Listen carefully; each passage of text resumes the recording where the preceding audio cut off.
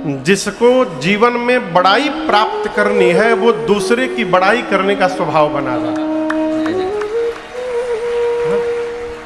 बच्चों को बचपन से ये स्वभाव उनके जीवन में उतारिए कि हम सामने वाले को जो देंगे वही हमें प्राप्त होगा।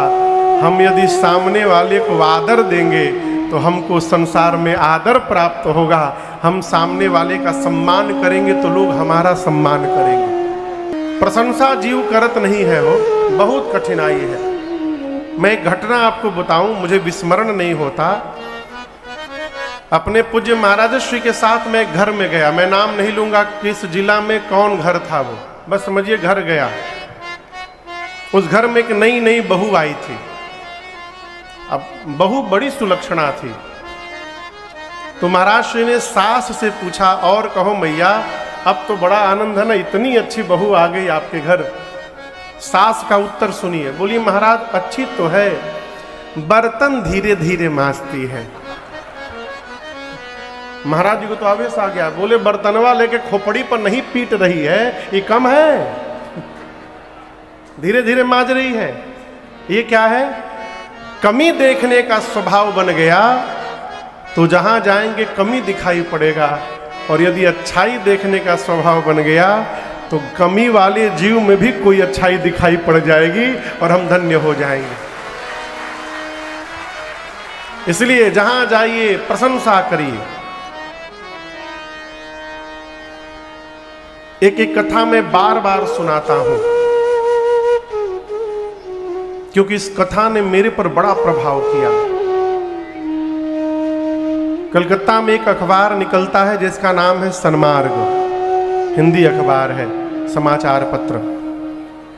तो बहुत पहले जब मैं बहुत छोटी अवस्था में था, संभवतः 7वीं 8वीं में मैं पढ़ता होऊंगा, तो एक बार उस अखबार में एक कहानी मैंने पढ़ी और वो कहानी अब तक मेरे से विस्मृत नहीं हुई।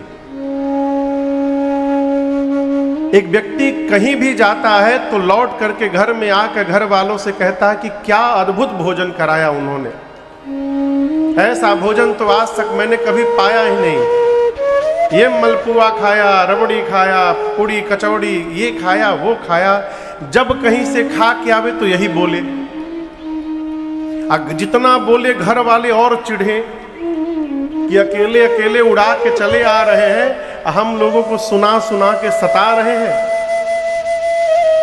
तो एक बार से कहीं निमंत्रण आया, कहीं से एक बार घर वालों ने साथ चलने के लिए अपनी इच्छा प्रकट की कि हम भी साथ में चलेंगे।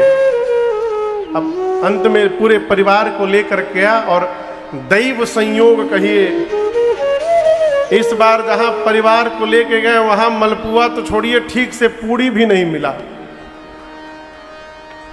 अब घर वाले तो कल्पना करके गए थे कचौड़ी मिलेगी, पुआ मिलेगा, मलपुआ मिलेगा, ये मिलेगा, इतना खाएंगे उतना खाएंगे, और यहाँ पूड़ी भी भरपेट नहीं मिला। लौटते समय बच्चे कोसना प्रारंभ किए, पत्नी कोसना प्रारंभ की, कौन से मालपुआ आप खाते हैं आज पता चल गया। बेचारा चुपचाप सुनते घर गया। रात्रि में पत्नी ने पूछा एकांत में कि ये बताइए, हम मानते हैं कि सब जगह ऐसा नहीं, कहीं अच्छा भी भोजन मिलता होगा, लेकिन मैं जानती हूं यदि हम नहीं गए होते तो आज भी आप आके यही कहते कि मलपुआ मिला, ये मिला, वो मिला। आप झूठी प्रशंसा क्यों करते हैं? तो उस व्यक्ति के उत्तर को सुनिए। उसने कहा, भाग्यवान जिसके घर से मैं भोजन करके आता हूं उसका नमक खाकर आता हूं, और जिसका नमक खा लिया उसकी बुराई मैं किस मुख से करूं, तुम बताओगे। कितनी बड़ी बात। ये प्रसंग कहता है कहीं भी जाइए तो वहां अच्छाई देखने का स्वभाव बनाइए। श्री दशरथ जी महाराज ने इतनी प्रशंसा की महाराज जनक की,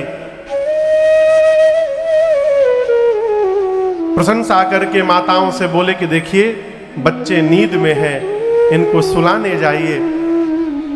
बहुएं, चारों बहुएं माताओं के पास गईं राम जी भाइयों के साथ सोने गए तो कौशल्या मैया राम जी के पीछे चली गई। राम जी से जाकर एकांत में मां कौशल्या ने कहा, राम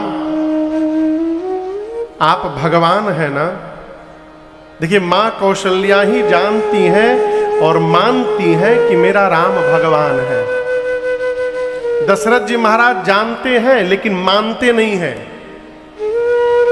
वरदान लिए थे मनु जी के रूप में कि प्रभु आप मेरे घर पुत्र बनकर आवे तो मैं आपको भगवान न मानूं, अपना बेटा मानूं। इसलिए महाराज जानते हैं कि राम भगवान है लेकिन मानते नहीं है कि भगवान है। कौशल्या मैया जानती भी हैं और मानती भी हैं। मां ने कहा, राम भगवान होना तो ब्रह्मा जी से आप मेरी एक बात कह देंगे। राम जी ने कहा, कहिए मां। तो कौशल्या मैया ने कहा, राम आप ब्रह्मा जी से कहिएगा, जिस दिन विश्वामित्र जी आपको लेकर अयोध्या से गए उस दिन से लेकर आज तक जितने दिन बीते हैं, ब्रह्मा जी से कहिएगा कि ब्रह्मा जी उतने दिन हमारी आयु में न जोड़ेंगे। राम जी पूछे, क्यों मैया? कौशल्या मैया ने कहा, राम जो दिन आपको देखे बिना निकल गया उस दिन का कोई अर्थ नहीं होता, वो दिन व्यर्थ हो गया। प्रातः काल हुआ, शुभ मुहूर्त देखकर कलावा जो विवाह के समय बांधा जाता है उसको छुड़ाया गया। 1 सप्ताह विश्वामित्र जी अवध में रहे। कितने दिन? 1 सप्ताह। उसके बाद विश्वामित्र जी ने महाराज दशरथ से विदा मांगा कि महाराज मुझे विदा करिए। जैसे विश्वामित्र जी ने विदा मांगी, महाराज अपने पूरे परिवार के साथ उनके सामने खड़े हो गए और हाथ जोड़कर, आप उस दृश्य की कल्पना करिए, महाराज, रानियां, बहुएं, बच्चे सब हाथ जोड़कर खड़े हैं और दशरथ जी महाराज बोले, नाथ सकल संपदा तुम्हारी। हे नाथ, मेरे जीवन की सारी संपत्ति आपकी है। अब यहां एक समझिएगा, क्या विश्वामित्र जी के आने के पहले दशरथ जी गरीब थे? गरीब नहीं थे ना, चक्रवर्ती सम्राट थे। तो ये क्यों बोल रहे हैं कि मेरी सारी संपत्ति आपकी है? जीवन की असली संपत्ति ऐश्वर्य नहीं है, जीवन की असली संपत्ति है संतुष्टि। यदि आप संतुष्ट हो गए तो आप अभाव में भी नाच सकते हैं, और यदि आप संतुष्ट नहीं हैं तो पूरा घर भरा रहेगा, उसके बाद भी कपार पीटते हुए दिखाई पड़ेंगे, आप प्रसन्न नहीं रह सकते। महाराज कहते हैं कि आप आए और आपके आने के कारण मेरे घर में 4 बहुएं आ गई। मैंने आपको 2 पुत्र दिए तो आप बदले में मुझे 4 बहुएं प्रदान कर दिए। अब इससे बड़ा ऐश्वर्य और सुख जीवन में क्या प्राप्त होगा? आज मेरे जीवन की जो प्रसन्नता है ये आपकी कृपा प्रसादी है। नाथ सकल संपदा तुम्हारी, मैं सेवक समेत सूत नारी। मेरा पूरा परिवार, मैं अपने पूरे परिवार के साथ आपका सेवक हूं। और इसके बाद वाली बात बड़ी अद्भुत है। दशरथ जी महाराज कहते हैं कि मुनिवर, मैं तो चौथेपन में आ गया हूं, क्या पता कल मैं जीवित रहूंगा कि नहीं रहूंगा, मुझे पता नहीं है। लेकिन मेरी आपसे एक प्रार्थना है, जब ये दशरथ इस संसार में नहीं रहे तो उसके बाद भी क्या करब सदा लड़िकन पर छोड़ू। मेरे मरने के बाद भी मेरे बच्चों पर कृपा दृष्टि बना के रखिएगा। और जब तक मैं जीवित हूं दर्शन देता रहब मुनि मोह। यदा कदा मुझे भी दर्शन देते रहिएगा। किसी भी संत के पास, किसी भी साधु के पास, किसी भी महात्मा के पास जाइए तो ये न पूछिए कि नया व्यापार शुरू किए हैं, चलेगा कि नहीं चलेगा, लड़कवा बोर्ड का एग्जाम दिया है, पास होगा कि नहीं होगा, ये न पूछिए। क्या पूछे? महाराज विपत्ति में भी भगवान पर से भरोसा कम न हो जाए, इसका उपाय बता दीजिए। जीवन की स्थिति परिस्थिति बदलती रहे परंतु हमारे मन की स्थिति न बदले, इसका उपाय बता दीजिए। जीवन के झंझावात में रहते हुए भी भगवान का स्मरण कैसे बना रहे, इसका उपाय बता दीजिए। ये पूछने योग्य प्रश्न है। लोग का पूछत है पेट में दर्द है, कपार बहुत पीरात है महाराज। अभी परसों एक लोग आके हमसे बोले महाराज बहुत हफनी होता है, कौन मंत्र जपे? हमें मंत्र न जपे, दवाई खाइए।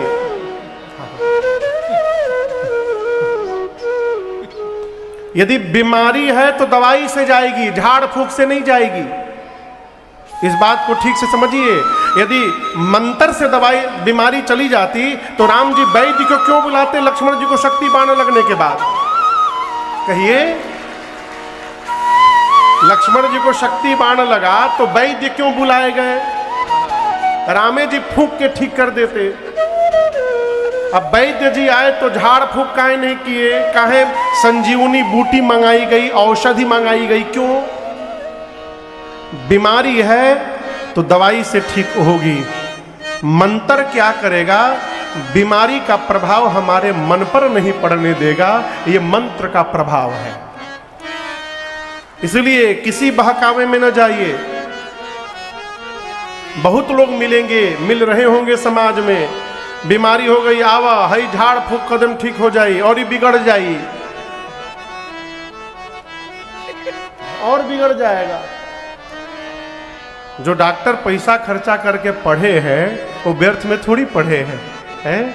इसलिए भगवान की शरण में रहिए जिससे मन हमारा स्वस्थ रहे।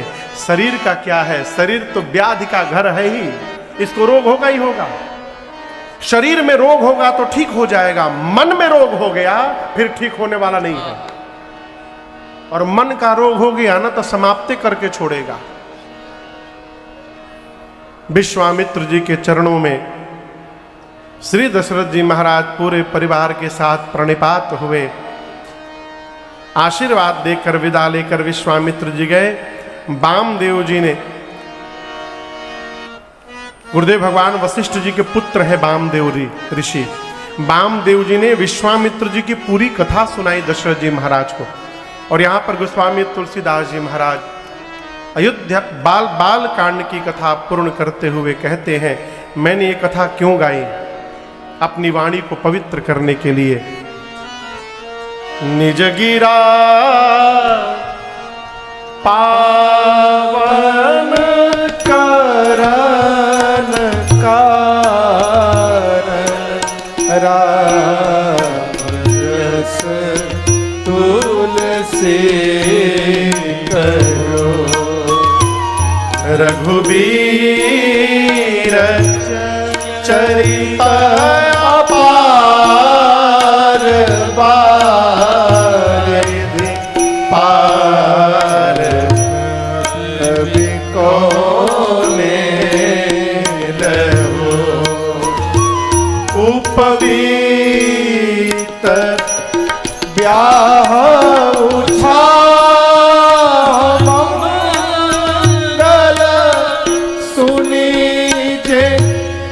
सादर गावही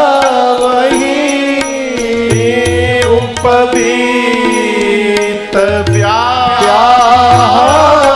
उठा मंगल सुनी जे सा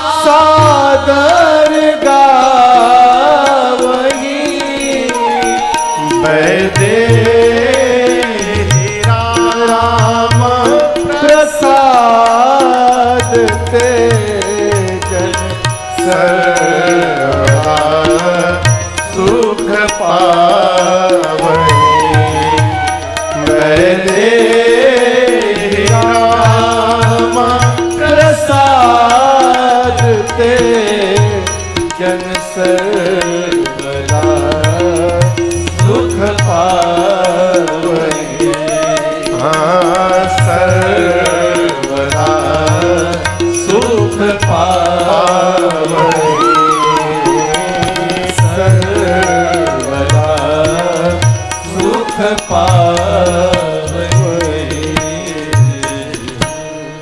गोस्वामी जी कहते हैं कि मैंने बालकांड की कथा क्यों गाई? क्यों गाई? अपनी वाणी को केवल पवित्र करने के लिए। निज गिरा, गिरा मने, गिरा मने, गिरा मने वाणी, जिह्वा। गोस्वामी जी कहते हैं अपनी वाणी को, जिह्वा को पवित्र करने के लिए मैंने राम जी की कथा गाई, नहीं तो राम जी का चरित्र अपार समुद्र के समान है। कौन ऐसा कवि जन्म ले लिया जो इस समुद्र को गा करके पार कर जाएगा? भगवान के जन्म के, नामकरण के, यज्ञोपवीत, उपनयन, मुंडन संस्कार, विवाह आदि जितने संस्कार भय, इन कथाओं को जो मनुष्य कहेगा, गाएगा, सुनेगा, क्या होगा? श्री सीताराम जी की कृपा प्रसादी से वो जीवन में सदैव सुख ही सुख प्राप्त करेगा, इसमें कोई संशय नहीं है।